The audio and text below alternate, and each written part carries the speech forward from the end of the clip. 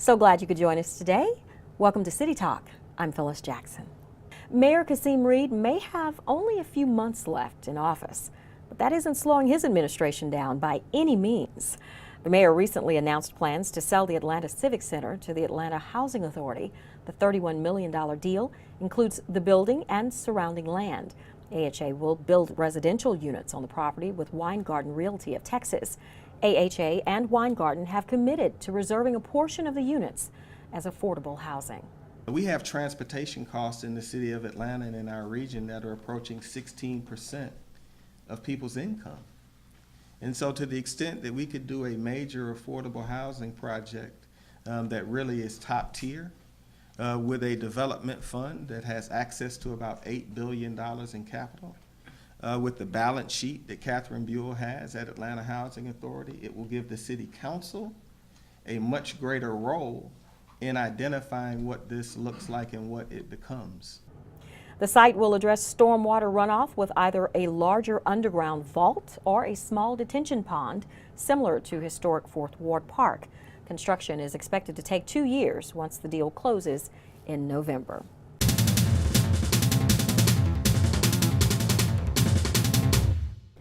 A smarter Atlanta, traffic safety, and book donations are on the agenda. A resolution passed by City Council paves the way for Mayor Kasim Reed to expand Atlanta's partnership with Georgia Tech on smart city initiatives. The school will study technologies like adaptive traffic lights that make the roads safer for pedestrians, bicyclists, and emergency responders. The initiative is part of the North Avenue Smart Corridor project, which is funded by the Renew Atlanta Infrastructure Bond Program. 3 intersections in District 4 will become safer thanks to action by Atlanta City Council. Bluefield Drive and Graymont Drive will get a 3-way stop-controlled intersection. Indale Place and Almont Drive are also getting the same improvements. The intersection of Lawton Street and Sells Avenue will get a 4-way stop-controlled intersection. All 3 pieces of legislation were sponsored by Councilmember Cleta Winslow. Councilmember Michael Bond will donate $1,500 to Atlanta Public Schools. The money will be awarded to the top 3 APS schools that collect the most books for the National Book Drive. 1 elementary, middle, and high school will each get $500 to pay for prizes. Still much more to come on City Talk.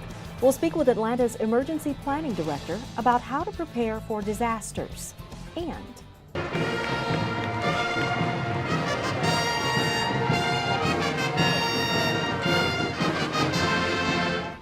DragonCon makes its presence felt in downtown for the 31st year. We'll have a look back at the parade and all the hard work these costumers do to look their very best every Labor Day weekend. Hi, I'm Officer Sajak with the Atlanta Police Department. Do you ever block the box? No, I'm not talking about blocking the TV. I'm talking about that urge to drive through an intersection even though you can see you won't be able to make it through before the light turns red. It's called blocking the box, and it's illegal in the state of Georgia. When you block the box, you not only prevent vehicles from moving in other directions, but you also affect pedestrians from walking safely in crosswalks. You don't want to be that person, so please don't block the box. If you do, you may be subject to fines up to $500 as well as points on your driving record. You don't want that. Blocking the box affects not only the traffic patterns and safety of pedestrians, but also bicyclists and emergency vehicles. So remember, don't block the box. The City of Atlanta is counting on you to do your part in keeping the traffic moving. Another busy Labor Day weekend in Atlanta with a diverse schedule of events, and none more diverse than the die-hard fans of DragonCon. DragonCon celebrated its 31st year this Labor Day weekend. Parade goers enjoyed the cooler weather as they lined up and down Peachtree Street to watch their favorite characters march by. Comic book legend Stan Lee served as the Grand Marshal for this year's parade. Lee, who once stated he was retired from the convention circuit, came back to Atlanta to greet his fans. There was something for everyone at the parade, from Cobra Commander to Jedi Tigger. If you were at the parade, you undoubtedly noticed a lot of fans elaborately dressed as their favorite characters. But cosplay or costuming isn't a cheap hobby.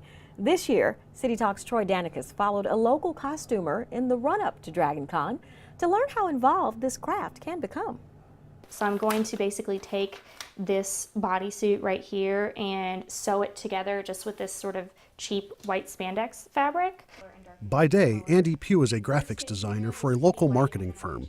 But outside of the office, she becomes Andy Danger, a costumer who takes her favorite video game characters and brings them to life. Everything I make is from stuff that I love, and then it just comes down to what I think is possible and what I think will work.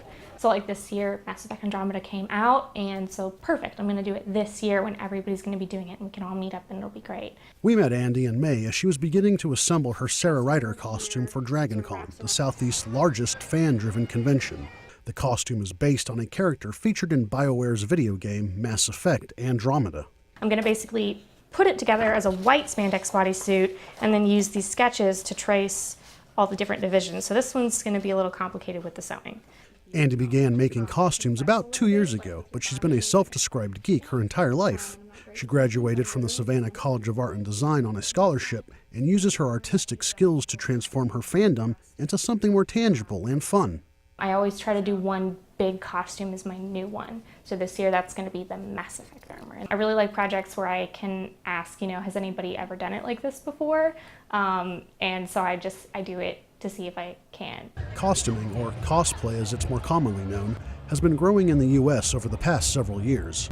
Every Labor Day weekend, more and more people come out to DragonCon dressed up as a favorite character. Or in Gerald's case, his favorite Beatle, Paul McCartney. This is his second year attending DragonCon, but his first in costume. It is so much fun. It's just like, no matter, we're seeing young and old, everyone, it's just a great vibe. It's just, everyone's so happy. Nina London is from Chicago and decided to attend the convention at the last minute. Costuming not only gives her a chance to indulge in fandom, but it's also a way to connect with family. Well, my grandma taught me some of the basics of sewing when I was a kid, and she's also someone who got me into a lot of the fandoms that I follow. She loved Sherlock, she loved Disney, so for me, being able to costume is really a way of honoring her memory. I get to do something she taught me and participate in something that she taught me to love. 5 months and hundreds of hours later, and Annie's hard work pays off. On the morning of the DragonCon parade, she proudly marched down Peachtree Street alongside her fellow Mass Effect costumers. Now, was it worth it? Totally worth it, 100% worth it. To walk down that parade route and see hundreds of thousands of people cheering and waving, totally worth it. I started it probably back in May and just now wrapped it up at like 4 a.m. last night. But it came together, so I'm pretty happy about it. There's always a point with every creative project that's sufficiently difficult where you get like maybe to the halfway point and you go, I'm an idiot, why am I doing this? This looks terrible. And then you push past that point and you get to the end of it and you're like, oh, I'm amazing, that's great, like why did I even think that? So I feel like every creative field kind of shares that, and cosplay even more so because it's so personal since you're actually transforming yourself into this costume. Andy spent the rest of her weekend attending the convention's panels and spending time with friends, but she's already getting prepared for next year. For City Talk, I'm Troy Danicus. DragonCon gets bigger and bigger every year. This year's attendance was estimated at 80,000 people, 3,000 more than last year. Passes for next year's convention are already on sale, if you can believe that. Just head over to the DragonCon website to get ready for 2018. The Grant Park Summer Shade Festival is known as a must-attend event to see some of the hottest up-and-coming bands around. And this year, the festival's 15th was no different. The two-day festival offers 2 stages of non-stop high-energy performances from local talent and notable favorites. We live here in the neighborhood. Grant Park is an incredible place to live and play. This concert and all these bands and this festival every year is so much fun.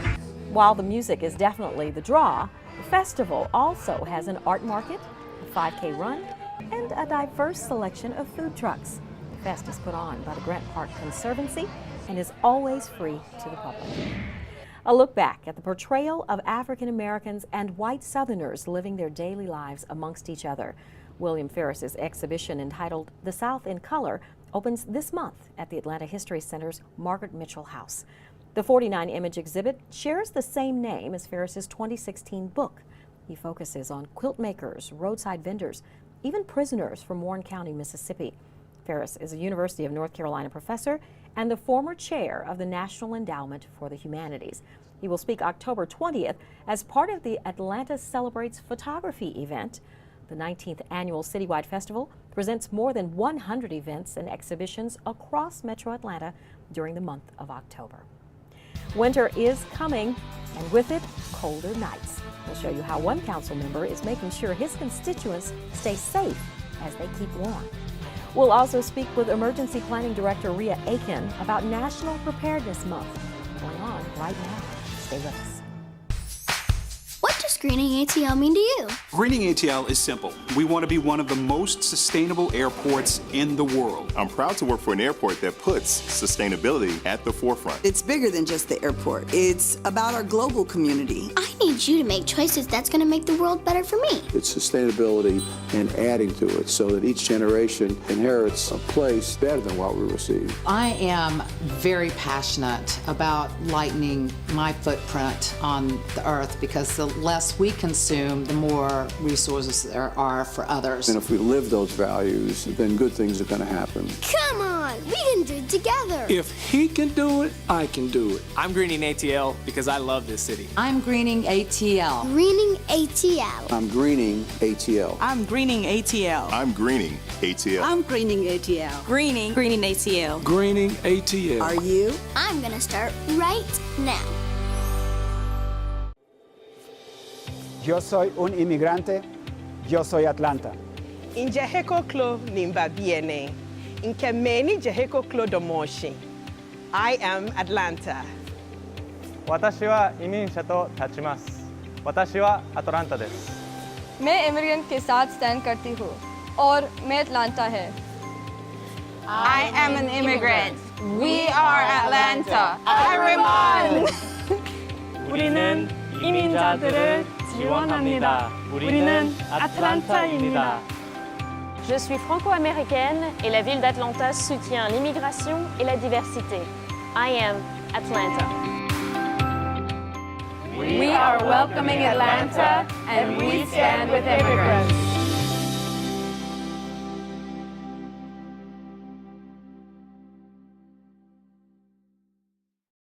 As Hurricane Harvey blasted Houston, Atlanta's Humane Society was preparing for the arrival of some furry little ones. The four-legged cuties were transported from the Houston area ASPCA. They braved the 14-hour drive from Texas and were welcomed with open arms and lots of love. Then the Houston SPCA reached out and said, hey, we've got 100 animals that we need to find space for because we need empty space in our shelter for all, they're expecting thousands of animals in their care, so they need the space to do that. So as soon as we saw Hurricane Harvey start forming over the Gulf, we reached out to all of our partners in Texas and Louisiana and said, whatever you need, whenever you need it, we're here. The organization formed animal welfare partnerships, which allow them to collaborate when disasters like hurricanes strike. The giving doesn't stop. Officials with the Atlanta facility have also deployed a team to Houston, where they will lend a hand to workers at area shelters. Well, Hurricane Harvey, really scary scenario, hurricane there, and we're right in the midst of hurricane season. It's just starting, and sometimes when we have emergencies, it really makes us stop and think about whether or not we are prepared. And that's what we want to talk a little bit about today, being prepared.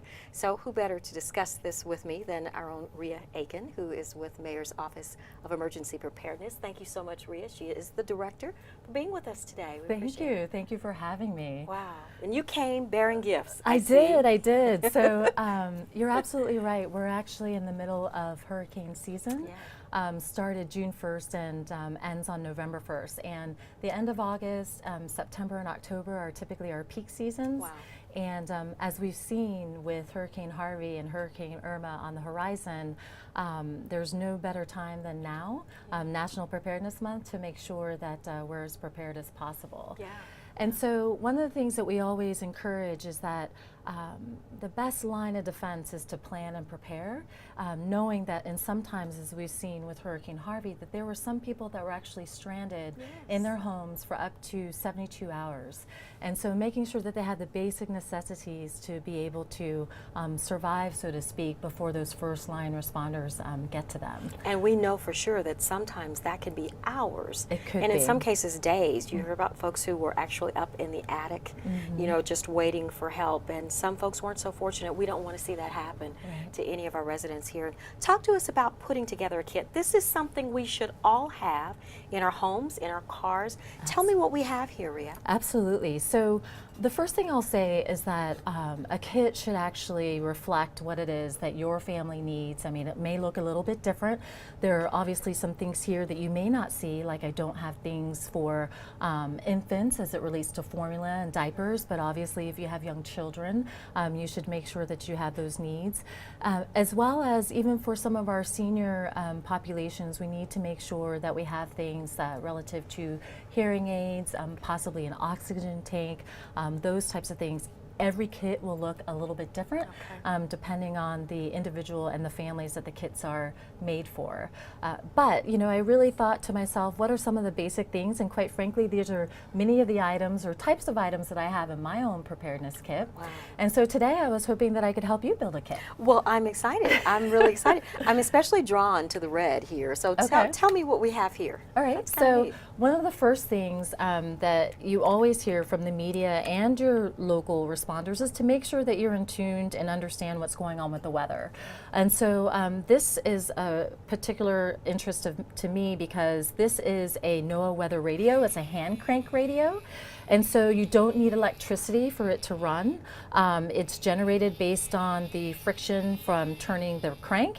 And then of course it is only for the weather and so that you can keep in tune of what's going on immediately within your area. Now where would I find something like this, Rhea? Oh, those can be found at Best Buy, Amazon, Home Depot, Lowe's, any of your neighborhood stores.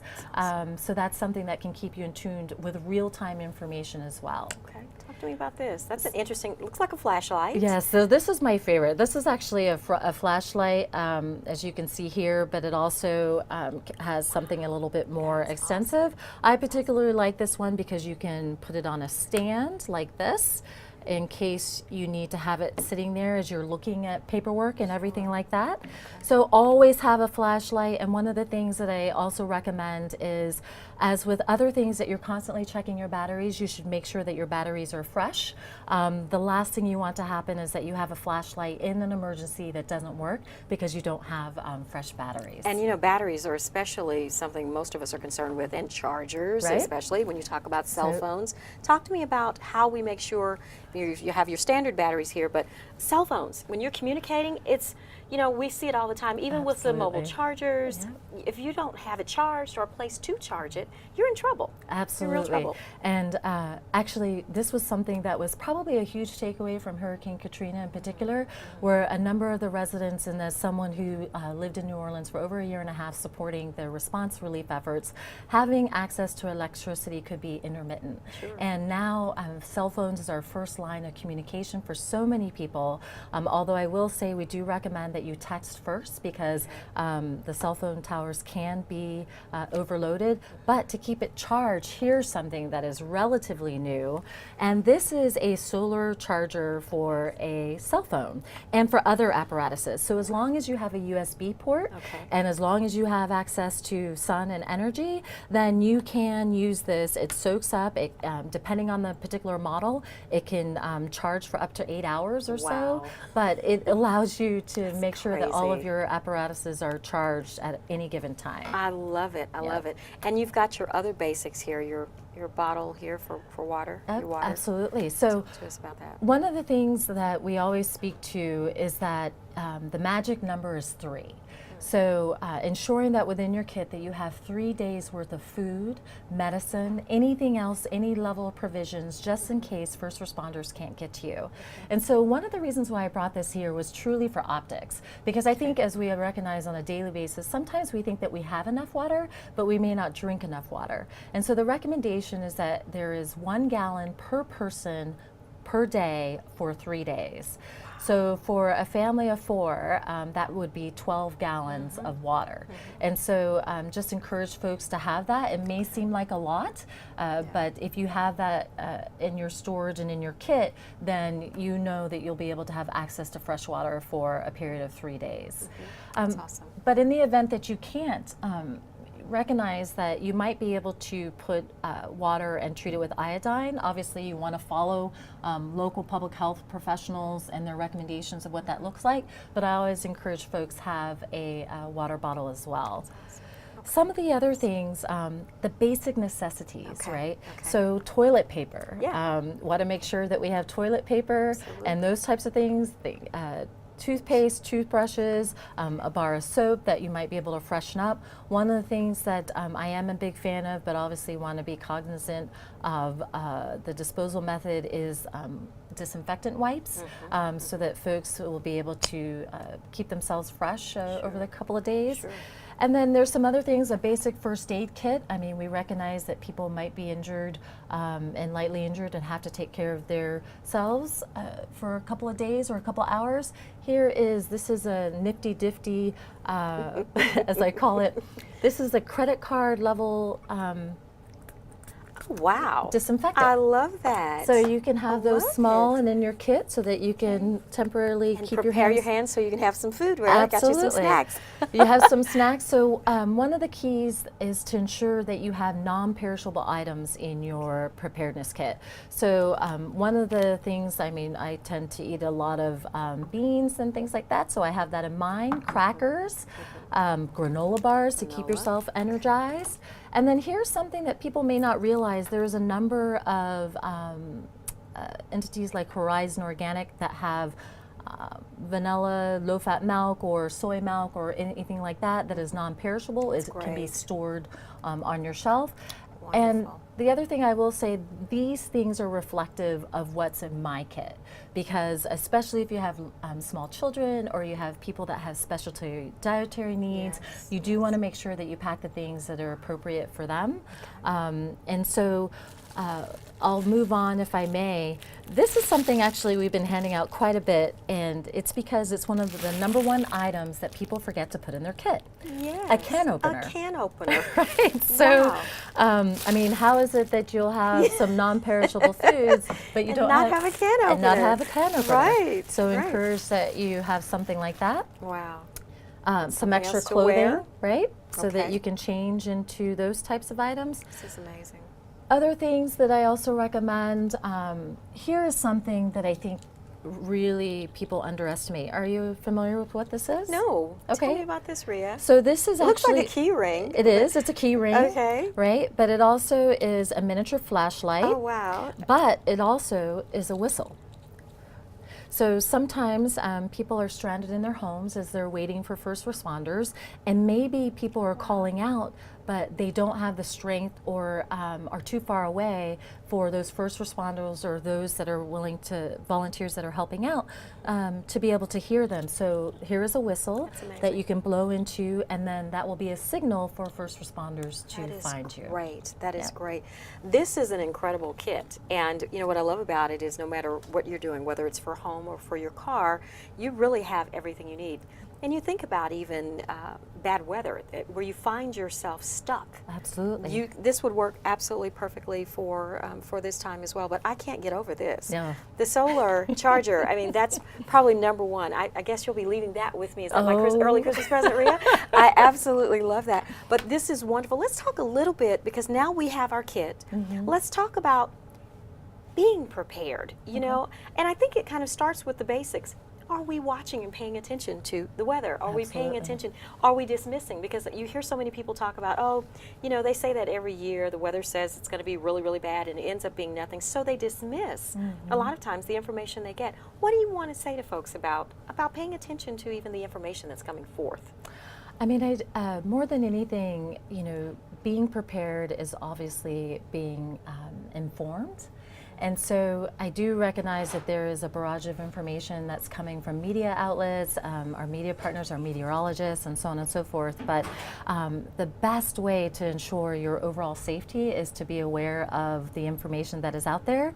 And the other part of it is it's not just specific to weather. We find that there are families that tend to go on vacations, Christmas, Thanksgiving, road trips that may take 2 or 3 or 4 days. It doesn't necessarily have to be specific to weather. Your car could break down. There could be something that requires that you veer off and have to stay in a specific location. And so even packing something like this in the back of your car will enable you to hopefully have the provisions that you need until there's your ability to either get to safety or to have first responders coming to you. But the other thing I will share is that there's a variety of different ways to receive information, whether that is through watching TV or following social media. And then there's other things like the City of Atlanta's Notify ATL, which is our mass notification system.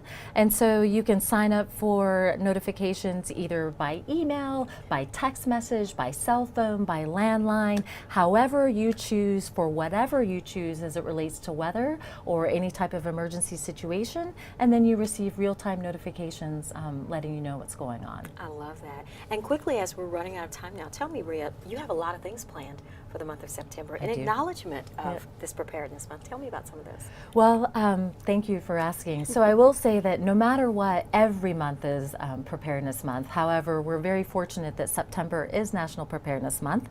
And so throughout the city, we're having a number of different events. First of all, we developed what's called Senior Preparedness Bingo. Love that. And the reality is, you know, sometimes we forget about the certain things that we need to make sure that we are in our preparedness kit. So what better way than to have fun in playing Preparedness Bingo? We have several locations at our Centers of Hope that are having senior programming. And we're doing that. And if you play, as we did yesterday, the winner had the opportunity to pick from an emergency preparedness kit, as well as some of the provisions within a kit that they can supplement their own. Love it. We're also doing some things targeting children as well. And so after our after-school programs at Parks and Recreation, we'll be teaching some of our youth about how to talk with their parents about preparing a plan, even putting together a small preparedness kit. So we're doing those things throughout the month of September. And then we'll be finishing a National Preparedness Month by hosting an information program around the Atlanta Citizens Emergency Response Team. Exceptional program, about 6 weeks long. It's free to anyone who would like to participate. And all participants go through an exercise after 6 weeks, and they really have the foundation of how to be a first-line responder in their community. Because at the end of the day, although our firefighters and police and other first responders, what they do is beyond anything that we can imagine. It's your neighbors, it's your family, it's your community that are our first line responders. Well, you know, we saw that all during Hurricane Harvey. You saw people going and getting boats and going back and forth. So it really helps that they have all kinds of knowledge that will help them maybe save a life. Absolutely. And that's what matters. So at least get them help until the first responders can arrive on Yes. scene. Well, I feel like we're getting there. We're getting towards preparedness. Yep. And we just want to thank you so much, Rhea, for coming and sharing this information. We're going to get on top of this, and we're going to get our kits together.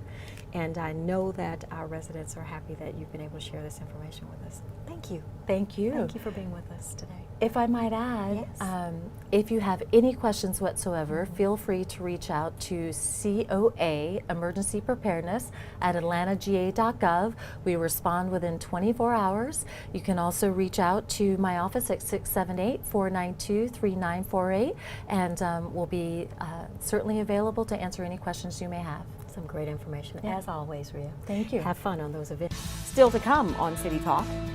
Male employees with the City of Atlanta get a prostate pep talk from a former Falcon. We'll be right back. Stay with us.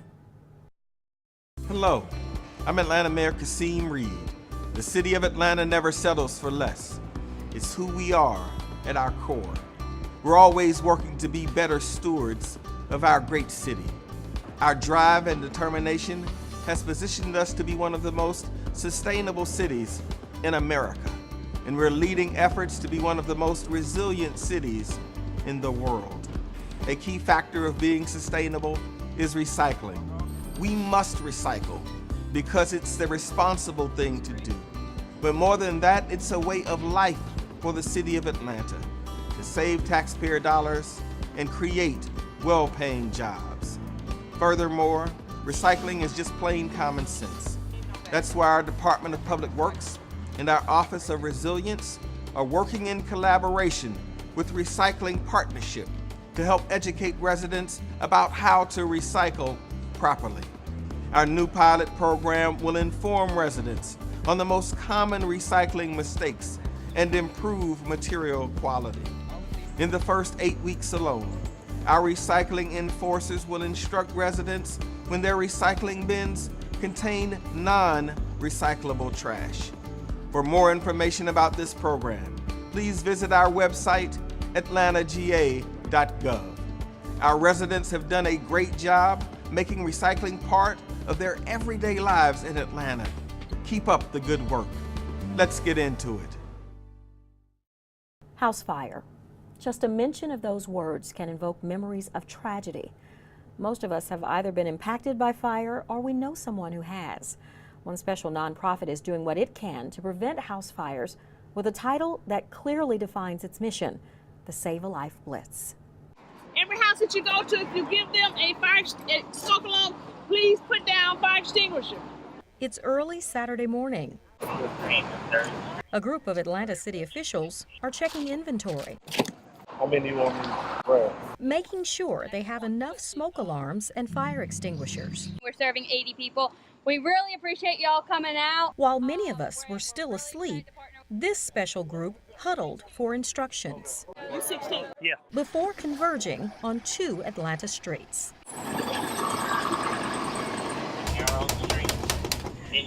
Fire department! Knocking on doors with a sense of commitment on behalf of an initiative with a name that says it all, the Save a Life Blitz. We want to educate them mostly on why fire smoke detectors are so important, where they need to be in the home, and if they will allow us to come in and free of charge, put them in and not only check the ones they have, install new batteries if they need it, but more importantly, we want to put new ones in everyone's house because the way fire smoke detectors are now, they're a 10-year lifespan. Today we are helping Councilman Bond's initiative to Save a Life Blitz with the city, and we are passing out fire safety suppression systems. This year alone, we've conservatively protected about $75 million worth of property with the city. The Ronnie Thames Foundation has been engaged in a partnership with Atlanta Fire Rescue for several years now. Perhaps the best kind of partnership. Representatives from the foundation, Atlanta Police, and the Department of Watershed Management join forces throughout the year for this blitz. Visiting high-risk neighborhoods are communities who've experienced a fire recently to educate them on the importance of being prepared. Atlanta's City Council member Michael Bond understands. Saved from a house fire as a child, he's been working with the foundation for a few years now, doing what he can to help. We just want people to know that the city is here as a resource, but also to raise their awareness about fire safety. So fire deaths are almost 100% preventable because most fires that start are accidental.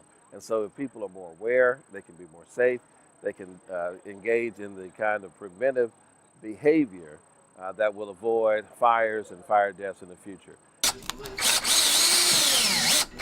They're not just talking the talk. Just testing to make sure it works. They're walking the walk, installing smoke detectors and providing fire aid, a unique fire extinguisher that can make all the difference when seconds count. All you have to do is take it, press the button, and definitely reduce fire reduction. In addition, the police department provided tips on crime prevention. Emergency preparedness shared information on how to keep mosquitoes at bay. And the Department of Watershed Management handed out water conservation kits. Carlethia Wright is among several neighbors who was happy to receive the help. Her father is an amputee. She tells us this blitz means a lot to her. It's very important. I swear it's very important to me to see y'all come out here and give the people fire extinguisher. A lot of them probably didn't have it out in their home and probably thought they had to pay a lot of money to get it. So it's very good. It's good. I appreciate y'all. Wright says she's confident her father could get out of the house in the event of a fire. It's the kind of peace everyone should have. Peace in knowing they're armed with protection from a house fire. In Atlanta, Phyllis Jackson for City Channel 26. The Ronnie Thames Foundation celebrated firefighters recently during its 2017 Silent Hero Awards. The annual celebration, held this year at the Georgia Aquarium, recognizes firefighters who make a difference in Metro Atlanta communities through commitment, dedication, and community spirit. Of course, our congratulations to those firefighters. Former Falcon DJ Shockley came to City Hall recently for a prostate pep talk. The pep talk was the focus of a Lunch and Learn, an ongoing series of informative meetings for City of Atlanta employees. Attendees were encouraged to take preventative measures against prostate cancer by getting checked early and often. Dr. Jeffrey Metz joined Shockley for the pep talk. He says even the healthiest men need to get a yearly screening. Like any cancer, the earlier you get it, the more decisions you have. Your first focus should always be prevention, and then we work on early detection and then more options. Both Dr. Metz and DJ Shockley were presented with proclamations by Councilmember C.T. Martin. Thanks so much for joining us for this edition of City Talk. We'll see you next time.